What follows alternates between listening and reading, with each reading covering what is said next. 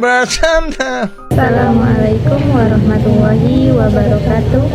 Perkenalkan, nama saya Mutiara Salsabila, NIM 2124127.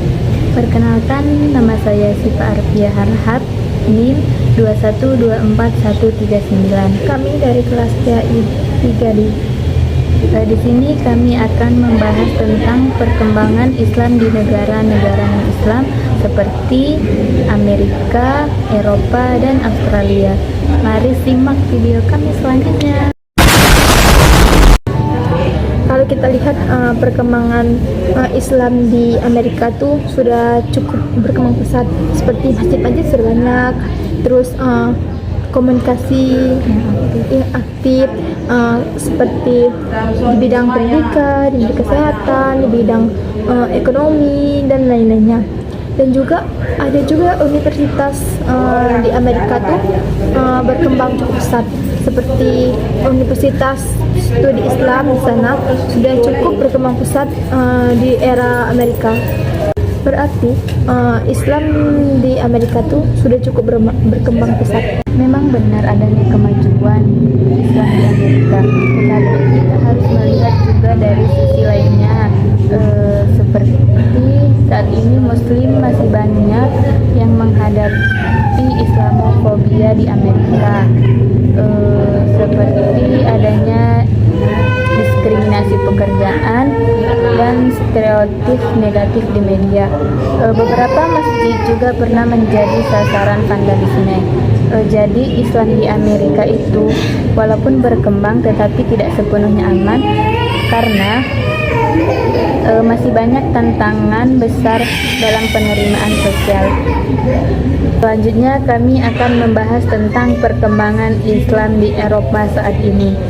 Di Eropa itu cukup berkembang, masjid-masjid sudah bertambah, terus pusat budaya Islam itu aktif, terus banyak juga muslim-muslim di sana sudah sukses menjadi politis, budaya, dan akademisi dan banyak lainnya. Dan di mana Inggris dan Jerman ini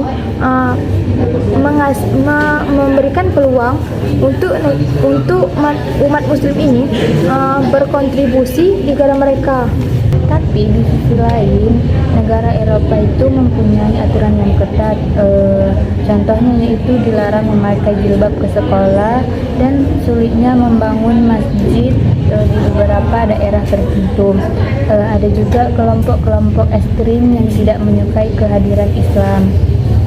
Jadi negara Islam di Eropa itu memang berkembang, tapi masih banyak umat muslim yang masih merasa kurang bebas karena masih banyaknya aturan-aturan yang ada. Yang ketiga, kami akan membahas tentang perkembangan Islam di Australia. Perkembangan Islam di Australia itu cukup berkembang pesat, seperti di negara Sydney dan Melbourne. Pemerintah mendukung keberagaman negara, seperti banyaknya profesi seperti dokter, guru, dan pengacara. Dan di sana mereka berantisipasi seperti hidup rukun dan damai dan lain sebagainya. Namun tantangannya itu masih ada, yang mana masih muncul ujaran tentang kebencian terhadap umat muslim, terutama itu di sosial media.